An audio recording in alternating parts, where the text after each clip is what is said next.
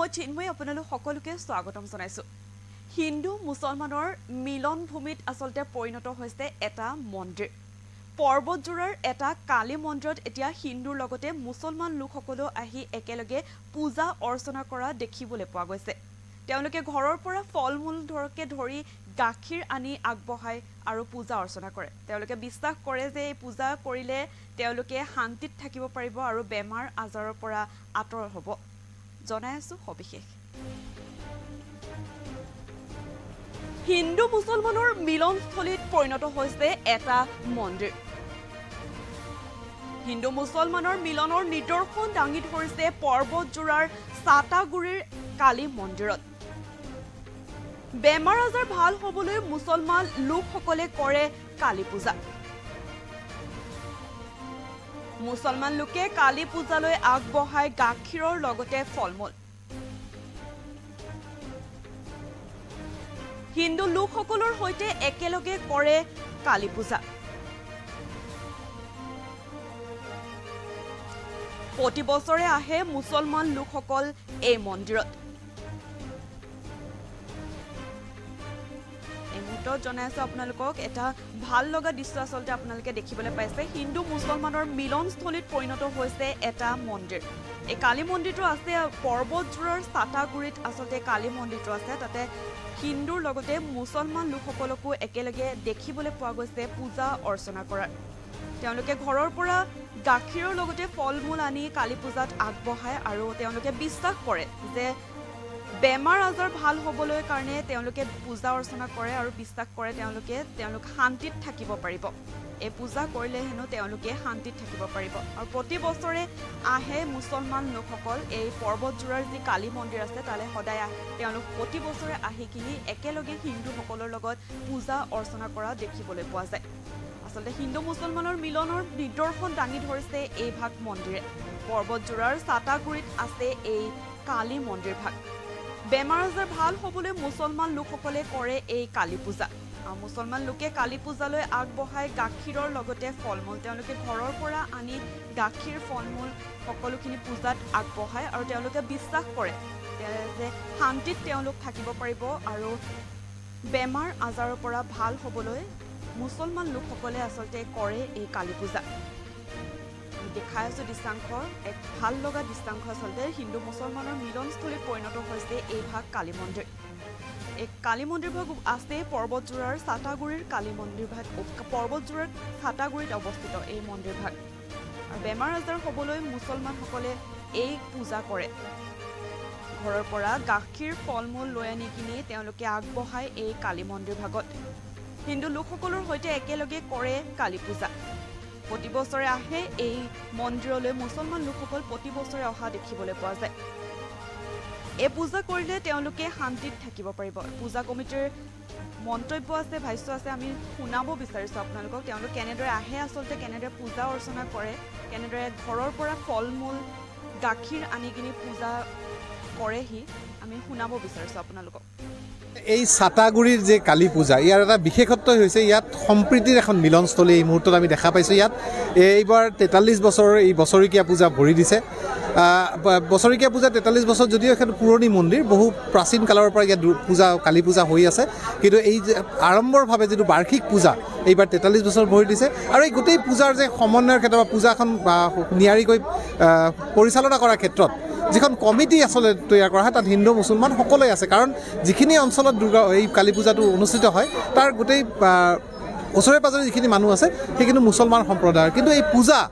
আসলে কেৱল মাত্ৰ বছৰীকীয়া পূজা নহয় গোটেই দিনটোৰ গোটেই বছৰজোৰা যে পূজা সেই পূজা কিন্তু নিয়াৰিকৈ লৈ যোৱাৰ ক্ষেত্ৰত তেওঁলোকৰ এটা বিশেষ ভূমিকা থাকে আৰু সেইকাৰণে আমি এটা ক'ব পাৰোঁ যে সাতাগুৰিৰ এই কালী পূজা এটা সমন্বয়ৰ প্ৰতীক এই আজিৰ দিনত এই অশান্ত দিনত এটা সমন্বয়ৰ প্ৰতীক আৰু আজিৰ দিনটোত কিন্তু সমগ্ৰ ৰাজ্যবাসী সমগ্ৰ দেশবাসীলৈ এই পূজাই এটা বিশেষ বাৰ্তা কঢ়িয়াই লৈ আহিছে আপুনি আজি দেখা পোৱা কথা নহয় মুছলিম মানুহ ইয়াত সদায় পূজিত হয় প্ৰতিদিনেই ইয়াত আহে আৰু আজি বিশেষ দিনটোত যথেষ্ট সংখ্যক মুছলিম মানুহ ইয়াত আহি তেওঁলোকে পূজাত আগভাগ লয় বা পূজাত তেওঁলোকে বিভিন্ন সামগ্ৰী ইয়াত দিয়ে গাখীৰৰ পৰা আৰম্ভ কৰি ফল মূলৰ পৰা আৰম্ভ কৰি তেওঁলোকে ঘৰৰ পৰা লৈ আহে আৰু তেওঁলোকৰ বিশ্বাস যে এই কালী মাতাৰ পূজা কৰিলে এইটো অঞ্চলত তেওঁলোকৰ যি বিশ্বাস পৌৰাণিকভাৱে যিটো বিশ্বাস আছে যে এই পূজা কৰিলে তেওঁলোকে শান্তিত থাকিব বা এই পূজা কৰিলে তেওঁলোকৰ বেমাৰ আজাৰ ইত্যাদি দূৰ হ'ব। এই নানা ধৰণৰ কাৰণ ইয়াত ভিতৰত আছে, কিন্তু এটা কথাই এই সম্প্ৰীতিৰ নিদৰ্শন এই পূজাখনে কিন্তু বহন কৰি আছে। আজি এই কালীমাৰ পূজাৰ খুবেই জাগ্ৰত মন্দিৰ। এই পূজাটো প্ৰতি বছৰে মাঘী পূৰ্ণিমাৰ পিছত শনিবাৰ বা মঙলবাৰে আদি কৰি এই পূজাখনৰ ইয়াত স্থাপন কৰা হয়। আৰু এই পূজাত অসমৰ বিভিন্ন প্ৰান্তৰ পৰা দূৰ দূৰণিৰ পৰা মানে ভক্ত ৰাইজ ইয়াত আহে আৰু চবেই ইয়াত নিজাববীয়া কৰি সম্পূৰ্ণ কাম কৰে। আৰু ক'ৰ পৰা কেনেকৈ আহে এইটো আমি এইটো এতিয়া আমাৰ অজ্ঞাত হৈ আছে এতিয়াও, কাৰণ ইয়াত কোনো ধৰণৰ কোনো বেনাৰ পোষ্টাৰিং কোনো ধৰণৰ কোনো কিছু একো কৰা নহয়। কিন্তু তথাপিও এইটো মায়েৰে আশীৰ্বাদ বুলি ধৰি ল'ব লাগিব, কাৰণ মা ইমান জাগ্ৰত মা। তেখেতৰ বোলাৱাত গোটেই প্ৰান্ত অসমৰ বিভিন্ন প্ৰান্তৰ পৰা দূৰ দূৰণিৰ পৰা ইয়াত ভক্তবিলাক আহি সমাগত হয়। আৰু প্ৰায় ৰাতি 12টালৈকে ইয়াত ভক্ত সমাগত হৈ থাকিব। আৰু তাৰপিছতে হয়তো 3টা, 3:30টালৈকে পূজা অৰ্চনা চলি থাকিব। পূজা শেষৰ পিছতহে ইয়াৰ পৰা ভক্তপ্ৰাণ ৰাইজে যাব। আৰু প্ৰতি বছৰে যেনেকৈ ইয়াত উলহ মালহেৰে পূজাখন স্থাপন কৰা হয়, এইবাৰো তাৰ কোনো হেৰি নাই, তাত কোনো ব্লেক হেৰি নাই। বঢ়িয়াকৈ ইয়াতো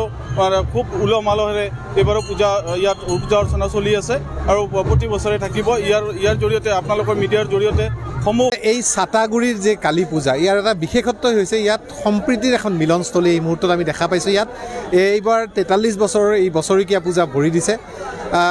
বছৰেকীয়া পূজা 43 বছৰ যদিও এখন পুৰণি মন্দিৰ, বহু প্ৰাচীন কালৰ পৰা ইয়াত কালী পূজা হৈ আছে, কিন্তু এই যে আড়ম্বৰভাৱে যিটো বাৰ্ষিক পূজা এইবাৰ 43 বছৰ ভৰি দিছে। আৰু এই গোটেই পূজাৰ যে সমন্বয়ৰ ক্ষেত্ৰত বা পূজাখন নিয়াৰিকৈ পৰিচালনা কৰাৰ ক্ষেত্ৰত যিখন কমিটি আচলতে তৈয়াৰ কৰা হয়, তাত হিন্দু মুছলমান সকলোৱে আছে। কাৰণ যিখিনি অঞ্চলত এই কালী পূজাটো অনুষ্ঠিত হয় তাৰ গোটেই ওচৰে পাজৰে যিখিনি মানুহ আছে সেইখিনি মুছলমান সম্প্ৰদায়ৰ। কিন্তু এই পূজা আচলতে কেৱল মাত্ৰ বছৰেকীয়া পূজা নহয়, গোটেই দিনটোৰ গোটেই বছৰজোৰা যি পূজা, সেই পূজা কিন্তু নিয়াৰিকৈ লৈ যোৱাৰ ক্ষেত্ৰত তেওঁলোকৰ এটা বিশেষ ভূমিকা থাকে। আৰু সেইকাৰণে আমি এটা ক'ব পাৰোঁ যে চাটাগুৰিৰ এই কালী পূজা এটা সমন্বয়ৰ প্ৰতীক। এই আজিৰ দিনত, এই অশান্ত দিনত এটা সমন্বয়ৰ প্ৰতীক। আৰু আজিৰ দিনটোত কিন্তু সমগ্ৰ ৰাজ্যবাসী, সমগ্ৰ দেশবাসীলৈ এই পূজাই এটা বিশেষ বাৰ্তা কঢ়িয়াই লৈ আহিছে। আপুনি আজি দেখা পোৱা কথা নহয়, মুছলিম মানুহ ইয়াত সদায় পূজিত হয়, প্ৰতিদিনেই ইয়াত আহে। আৰু আজি বিশেষ দিনটোত যথেষ্ট সংখ্যক মুছলিম মানুহ ইয়াত আহি তেওঁলোকে পূজাত আগভাগ লয় বা পূজাত তেওঁলোকে বিভিন্ন সামগ্ৰী ইয়াত দিয়ে, গাখীৰৰ পৰা আৰম্ভ কৰি ফল মূলৰ পৰা আৰম্ভ কৰি তেওঁলোকে ঘৰৰ পৰা লৈ আহে। আৰু তেওঁলোকৰ বিশ্বাস যে এই কালী মাতাৰ পূজা কৰিলে এইটো অঞ্চলত তেওঁলোকৰ যি বিশ্বাস পৌৰাণিকভাৱে যিটো বিশ্বাস আছে যে এই পূজা কৰিলে তেওঁলোকে শান্তিত থাকিব বা এই পূজা কৰিলে তেওঁলোকৰ বেমাৰ আজাৰ ইত্যাদি দূৰ হ'ব। এই নানা ধৰণৰ কাৰণ ইয়াত ভিতৰত আছে, কিন্তু এটা কথাই এই সম্প্ৰীতিৰ নিদৰ্শন এই পূজাখনে কিন্তু বহন কৰি আছে। আজি এই কালীমাৰ পূজাৰ খুবেই জাগ্ৰত মন্দিৰ। এই পূজাটো প্ৰতি বছৰে মাঘী পূৰ্ণিমাৰ পিছত শনিবাৰ বা মঙলবাৰে আদি কৰি এই পূজাখনৰ ইয়াত স্থাপন কৰা হয়। আৰু এই পূজাত অসমৰ বিভিন্ন প্ৰান্তৰ পৰা দূৰ দূৰণিৰ পৰা ভক্ত ৰাইজ ইয়াত আহে আৰু চবেই ইয়াত নিজাববীয়া কৰি সম্পূৰ্ণ কাম কৰে। আৰু ক'ৰ পৰা কেনেকৈ আহে এইটো আমি এইটো এতিয়া আমাৰ অজ্ঞাত হৈ আছে এতিয়াও, কাৰণ ইয়াত কোনো ধৰণৰ কোনো বেনাৰ পোষ্টাৰিং কোনো ধৰণৰ কোনো কিছু একো কৰা নহয়। কিন্তু তথাপিও এইটো মায়েৰে আশীৰ্বাদ বুলি ধৰি ল'ব লাগিব, কাৰণ মা ইমান জাগ্ৰত মা। তেখেতৰ বোলাৱাত গোটেই প্ৰান্ত অসমৰ বিভিন্ন প্ৰান্তৰ পৰা দূৰ দূৰণিৰ পৰা ইয়াত ভক্তবিলাক আহি সমাগত হয়। আৰু প্ৰায় ৰাতি 12টালৈকে ইয়াত ভক্ত সমাগত হৈ থাকিব। আৰু তাৰপিছতে হয়তো 3টা, 3:30টালৈকে পূজা অৰ্চনা চলি থাকিব। পূজা শেষৰ পিছতহে ইয়াৰ পৰা ভক্তপ্ৰাণ ৰাইজে যাব। আৰু প্ৰতি বছৰে যেনেকৈ ইয়াত উলহ মালহেৰে পূজাখন স্থাপন কৰা হয়, এইবাৰো তাৰ কোনো হেৰি নাই, তাত কোনো ব্লেক হেৰি নাই। বঢ়িয়াকৈ ইয়াতো খুব উলহ মালহেৰে এইবাৰো পূজা অৰ্চনা চলি আছে আৰু প্ৰতি বছৰে থাকিব। ইয়াৰ জৰিয়তে আপোনালোকৰ মিডিয়াৰ জৰিয়তে এই চাটাগুৰিৰ যে কালী পূজা, ইয়াৰ এটা বিশেষত্ব হৈছে ইয়াত সম্প্ৰীতিৰ এখন মিলনস্থলী এই মুহূৰ্তত আমি দেখা পাইছোঁ। ইয়াত এইবাৰ 43 বছৰৰ এই বছৰেকীয়া পূজা ভৰি দিছে। বছৰেকীয়া পূজা 43 বছৰ যদিও এখন পুৰণি মন্দিৰ, বহু প্ৰাচীন কালৰ পৰা ইয়াত কালী পূজা হৈ আছে, কিন্তু এই যে আড়ম্বৰভাৱে যিটো বাৰ্ষিক পূজা এইবাৰ 43 বছৰ ভৰি দিছে। আৰু এই গোটেই পূজাৰ যে সমন্বয়ৰ ক্ষেত্ৰত বা পূজাখন নিয়াৰিকৈ পৰিচালনা কৰাৰ ক্ষেত্ৰত যিখন কমিটি আচলতে তৈয়াৰ কৰা হয় তাত হিন্দু মুছলমান সকলোৱে আছে কাৰণ যিখিনি অঞ্চলত এই কালী পূজাটো অনুষ্ঠিত হয় তাৰ গোটেই ওচৰে পাজৰে যিখিনি মানুহ আছে সেইখিনি মুছলমান সম্প্ৰদায়ৰ কিন্তু এই পূজা আচলতে কেৱল মাত্ৰ বছৰেকীয়া পূজা নহয় গোটেই দিনটোৰ গোটেই বছৰজোৰা যি পূজা সেই পূজা কিন্তু নিয়াৰিকৈ লৈ যোৱাৰ ক্ষেত্ৰত তেওঁলোকৰ এটা বিশেষ ভূমিকা থাকে আৰু সেইকাৰণে আমি এটা ক'ব পাৰোঁ যে চাটাগুৰিৰ এই কালী পূজা এটা সমন্বয়